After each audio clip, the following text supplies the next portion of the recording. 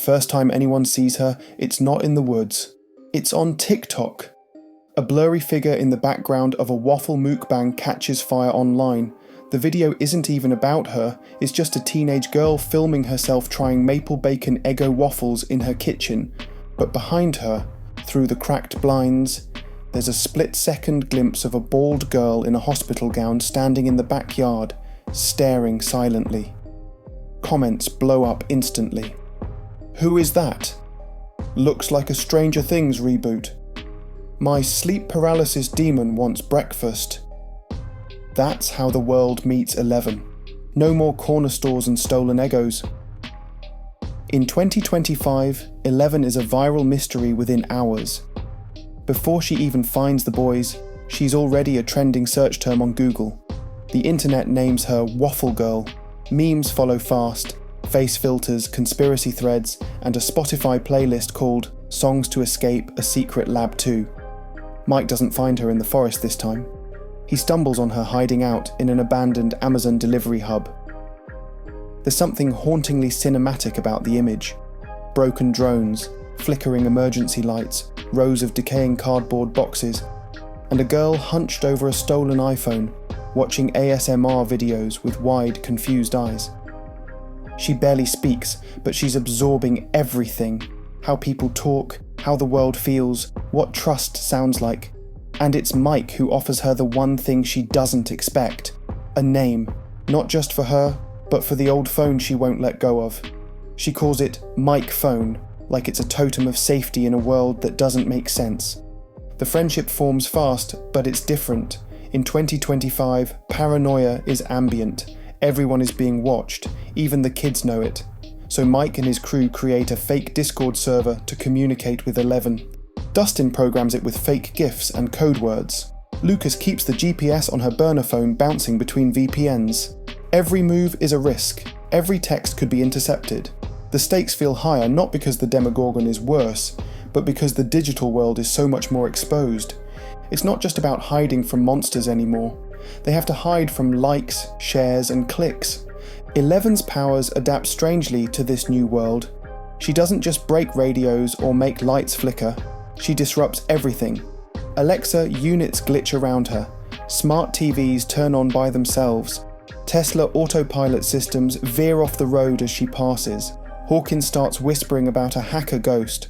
Online, local Facebook groups call her a cyber poltergeist. Even Hopper catches a post about it before he knows who she is. The posts don't stay up long. Darkorp's algorithm hunts them down like bloodhounds. But the paranoia spreads faster than any creature from the Upside Down ever could. And just when they think things are stabilizing, Eleven has a meltdown. Overwhelmed by overstimulation, she unintentionally triggers a blackout that knocks out power across 3 neighborhoods. Ring cameras freeze with distorted images. TikToks record glitchy static. One viral video claims to have captured a woman floating for a split second above a cul-de-sac. It's chaos. Beautiful, terrifying chaos. And it's only the beginning. Because Hawkins' lab isn't what it used to be either. Now, it's Darkorp, an ominous biotech defense contractor that hides its secrets behind polished glass and corporate buzzwords. The facility doesn't look like a dungeon anymore.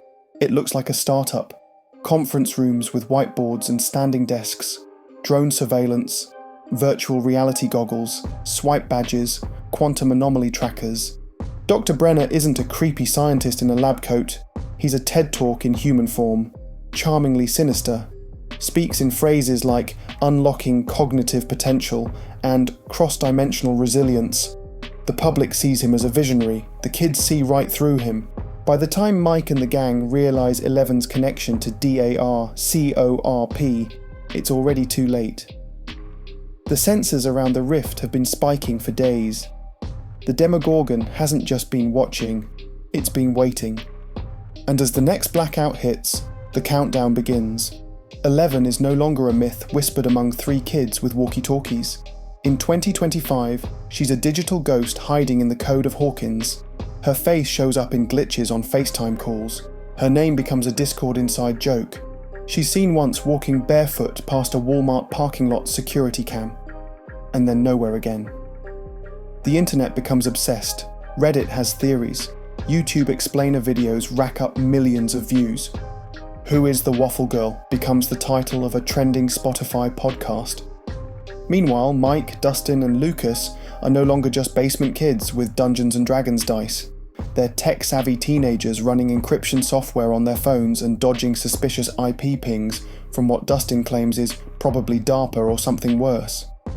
Instead of searching the woods, they scan facial recognition databases. They find 11 not by chance, but by matching the viral TikTok video to an abandoned warehouse listed in expired Amazon delivery routes. They break in, terrified she might not even be real, but there she is, curled up with an old Android charger cable and a half-eaten protein bar, eyes hollow but alert. 11's powers don't feel strange in this world, they feel dangerous. Dangerous in the way bad code crashes systems or a rogue AI breaks loose. She doesn't just flicker lights anymore, she knocks Wi-Fi out across entire neighbourhoods.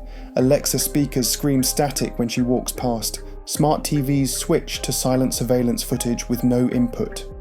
A child nearby collapses in a seizure after watching her walk by a VR display. No one understands what's happening, but the digital world knows it's not just hardware anymore, it's haunted. And this time, they aren't alone in their curiosity. Every time 11's face gets caught on a glitchy live stream or a neighbourhood ring cam, Dark Corp scrubs it from the internet within minutes. Their AI crawlers are relentless. Posts vanish, threads close. YouTubers who mention her see their monetization removed overnight. The town starts whispering, but no one has answers. Hawkins has always had rumours, but this is different.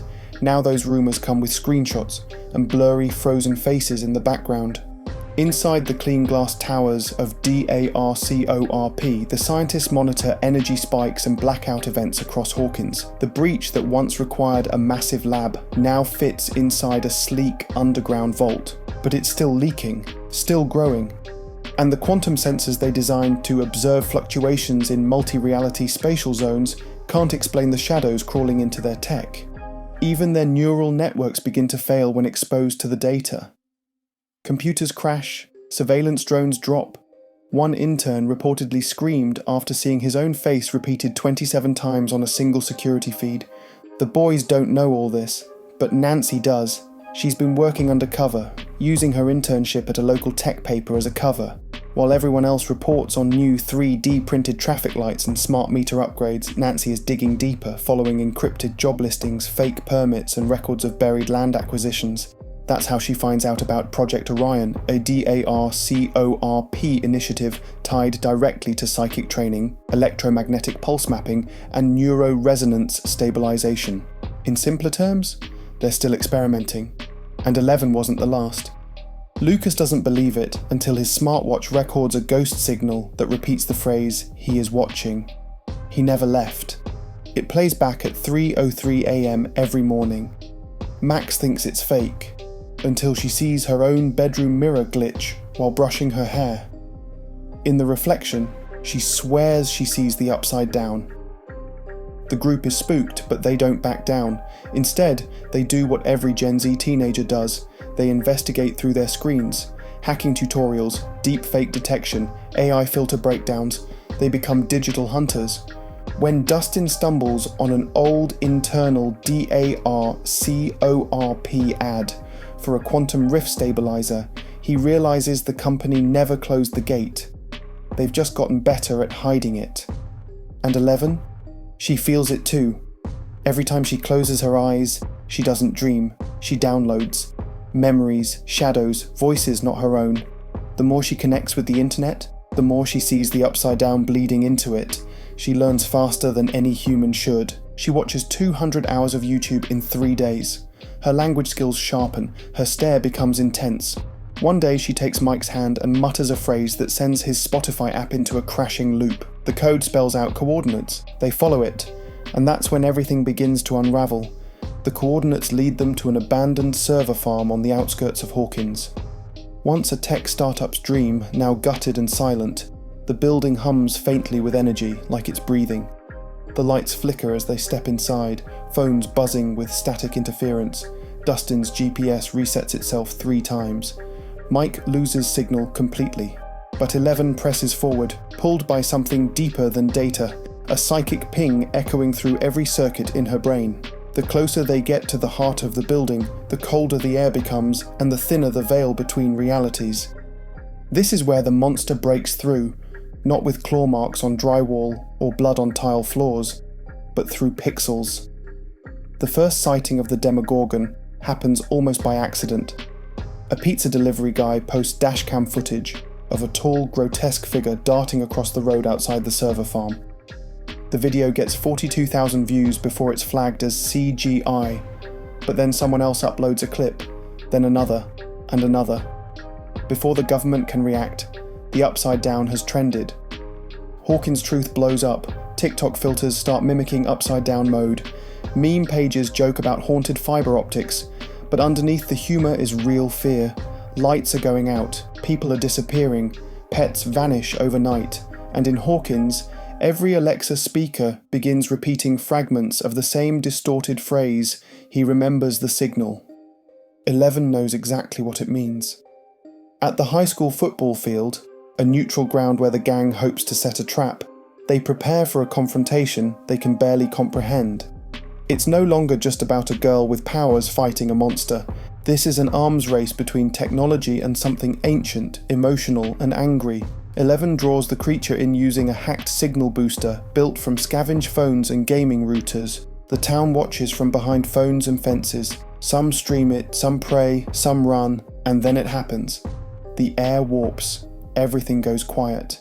Every phone, speaker, smartwatch, and screen in Hawkins shuts off all at once. The sky darkens unnaturally, not with clouds but with static, a visual glitch smeared across the horizon. And from that void, the Demogorgon emerges in full, no shadow this time. It steps out like a god made of horror, limbs twitching with unnatural motion, and eyes fixed on 11. She stands alone in the centre of the field, her body shaking, her mind clear. There's no crowd like in the 1980s finale, no school gym with flickering lights. This is open air, digital silence, and a live stream with no viewers because the entire town has gone offline. She fights with everything. Not just her mind, but with the emotional clarity she's found in this new world. The internet taught her more than just language and music. It taught her what fear sounds like, what love sounds like. She channels all of it into one final burst. Not an explosion, but an implosion. Reality folds in on itself for just a moment. The creature screams. Then, nothing. The lights return, phones reboot, but the live stream never comes back. The creature is gone. 11 collapses in Mike's arms. The field is scarred, but calm. Hawkins survives, again. In the aftermath, Dark Corp is quick to spin the story. They claim it was a gas explosion, a viral prank, a deepfake stunt orchestrated by rogue YouTubers, but no one buys it.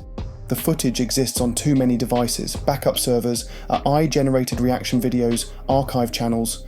Hopper resigns in protest and goes on a podcast tour telling anyone who will listen that Hawkins is cursed. Nancy publishes an expose that gets taken down twice but archived instantly by conspiracy forums. Steve goes viral on TikTok explaining the Demogorgon's anatomy in the back of a Scoops Ahoy shirt. And 11? She disappears again. Only this time the internet watches. A blurry CCTV clip from Tokyo surfaces weeks later. A girl with a shaved head, no name, just a soft whisper heard in the background. She's still listening. And then, static. The Upside Down hasn't been closed. Not really, just updated. Maybe it's no longer a dimension of monsters and rot. Maybe it's data now. A parasite in the cloud, something waiting behind the next screen refresh or software update. Because in 2025, the scariest monsters don't knock on your door, they ping your router.